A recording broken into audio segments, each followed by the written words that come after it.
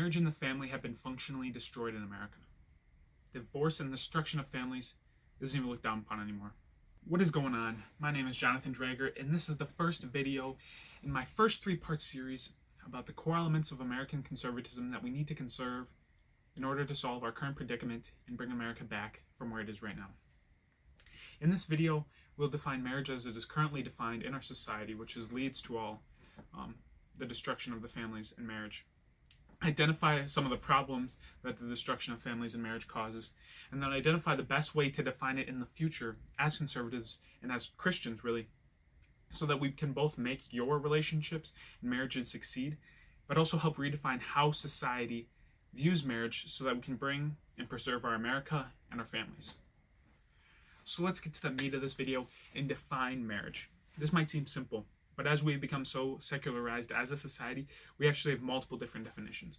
One of them is the legal secular definition that will show how it leads to the destruction of marriage, really. And then we'll go to the moral and religious definition that we can use as a society to help our marriages and bring our country, help our marriages and construct our society where family isn't degraded as it is now. So first, let's look at the legal definition of marriage. Cornell law says it is the legal union of two couples as spouses, or two people as spouses.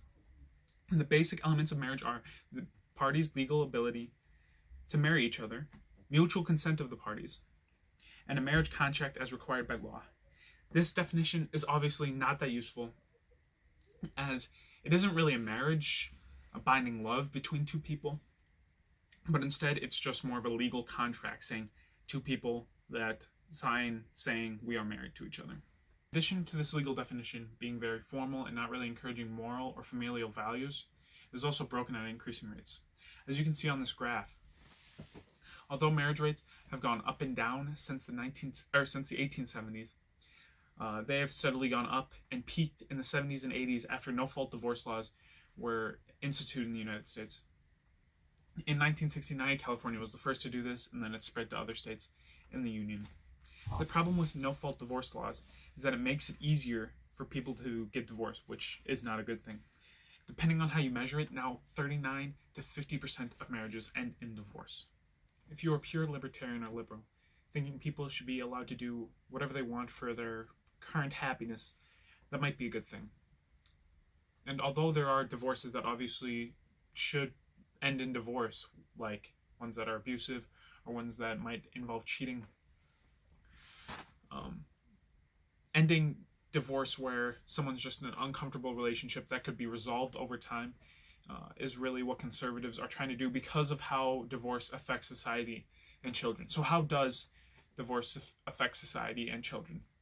So let's go over those. 1. Children of divorced parents are more likely to have lower grade point averages and asked to repeat a year of school. Obviously, this is bad because they're going to be less productive in society if they know less things and have a lower GPA, and we have to spend more money on them through education. 2. In 2009, children living with divorced parents were 50% more likely to live in poverty than those with married parents. It's 19% versus 29%. 3. There is an increased approval of children of divorced parents of premarital sex, cohabitation before marriage, and divorce. 4. Children with divorced parents are more likely to commit crimes and abuse substances, which both obviously has the effects on the children and on the family, but also has effects on the entire society because we have to pay for their rehabilitation, or we have to pay for them going to prison. Obviously, it is better if less people are addicted to substances and go to prison. Because of the liberalization of divorce and making it easier with no-fault divorce laws, people are more likely to divorce, which not only hurts the people in the marriages, but also hurts the community and their children. So since making divorce easier and defining it like we do now leads to a large percentage of divorces ending in divorce, nearly 50%, 39 to 50%, like I said, what could be a better definition of marriage that we used before 1969 in American society so that we can have marriage like we once did? And although you might be religious, you need to understand that before 1969, we did have a religious people. Way more people weren't secular and as individualistic as they are now. And we need to focus on the Christian definition, like they did then, to get to marriages like they did then. Therefore, for this, we need to look to the Bible for wisdom on how to properly construct our marriages, because that's how people did it when marriages were actually successful. So the way I'm going to define marriage is through the roles that the men and women have to inhabit inside their relationships, how people are supposed to act in the relationship so that the marriage succeeds over the long term. So first, let's see what the Bible says about being a good husband so that we can implement it and hopefully encourage the proper role of men inside of marriage throughout society. So Ephesians 5:25-33 says, "Husbands, love your wives as Christ loved the church and gave himself up for her, that he might sanctify her, having cleansed her by washing of hands with the word, so that he might present the church to himself in splendor, without spot or wrinkle or any such thing, that she might be holy and without blemish. In that same way, husbands should love their wives as their own bodies. He who loves his wife loves himself." I'll say that again. He who loves his wife loves himself. "For no one ever hated his own flesh, but nourishes and cherishes it, just as Christ does the church." I think that this view of love and really of marriage emphasizes one view of love that we don't really talk about in our society. That is that love isn't a feeling. Hollywood would lead you to believe that love, there's such thing as love at first sight. I just fell in love with this person. I wanted to spend my life with them. But love isn't that. Love is the continual and daily striving to be the best person that you can be for your husband, for the person or whatever you love. Using this, we can read the passage with some new insight, because he's talking about how Jesus loved the church and loves God, just like husbands should love their wives. And obviously Jesus doesn't love the church in some sort of romantic way, but instead he loves the church in that he gave himself up for the church. And that's actually what the Bible says we need to do for our wives so that we can have successful relationships. A lot of people say that you have to love yourself before you love others. And this is actually saying the opposite, that in order to love yourself, he who loves his wife loves himself. You actually need to love your wife first, and you need to make that your life is focused on somebody else. In this version of love, not focusing on yourself, not focusing on your own happiness, leads to healthier marriages and less divorce, because you're no longer concerned, oh, I'm not happy in this relationship, because that's not your priority. Your priority is the well-being of both your wife, and also this would continue to your children. This continual view of love for one another really leads you to the famous line in the Bible, probably the most famous line in the Bible, about marriage, which is Genesis 2:24, which says, "Therefore a man shall leave his father and his mother and hold fast to his wife, and they shall become one flesh." Because now they don't focus on themselves. He who loves his wife loves himself.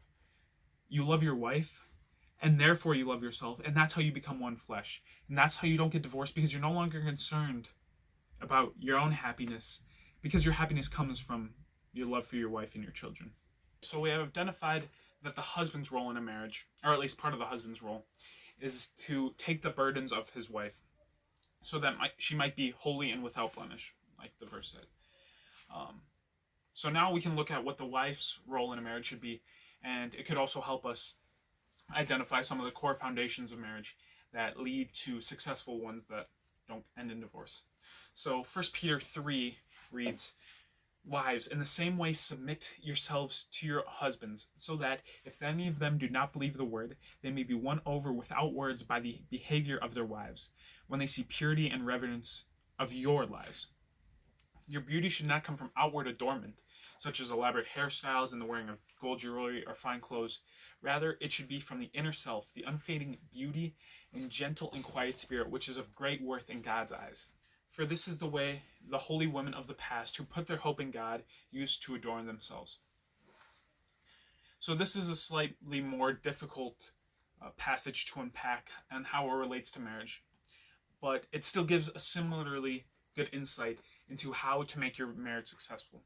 This says, women, the best way for you to lift up your husband is to act out God's purity and reverence so that you can glow and show the glory of God.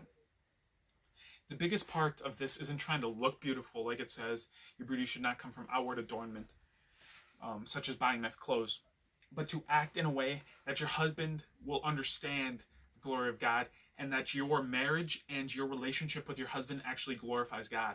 And this is another insight. Like I said in the last part, that your marriage is to glorify each other. Like the husband's role is to take the burden of the wife, and the wife's role is to take some of the burdens of the husband. But this isn't actually completely true, because that view centers the relationship around each other. And this passage says that you both need to center the relationship around each other, but it needs to be first focused on God. Both of you need to act and show the other person how to live more godly, how to live and pursue the way that Christ planned out for everybody. And this passage really focuses on, and through that focus on God, you become the best people that you can be, which also means that you become the best people for your marriage. Both these roles are prescribed by the Bible, and they're very different from how society prescribes the role of marriage. Neither of these passages said anything about how your marriage makes you happy or how you feel satisfied with your partner. They said instead that to become satisfied with your partner and to become satisfied with yourself, you actually have to love your partner and love God instead of focusing on your own needs and your own wants. This view of marriage focuses on raising the other person up and being the best person you can for the other person and for God. This leads not only to a successful marriage, but also leads to more happiness and a better rearing of a family. The main point of this video, as I said earlier, is to define marriage how it should be defined, so that people can do a few things. One, hopefully this can lead to someone watching having better relationships, because they understand that they shouldn't be focusing on what they want, but instead they should be focusing on their partner and God. However, the main reason that I made this video, the more political reason, is that, like marriage, us new conservatives need to start defining our social institutions and cultural institutions so that they aren't put under the guise of the new liberal definitions that were made that way in the name of absolute freedom and individualism. Whether it's the problem of sex and gender, marriage, child rearing, or education, we need to make sure we have the right definitions so that we as conservatives can act that out and live meaningful lives, but also that we can write and change the laws and rules in our society to encourage the behavior that we know is correct.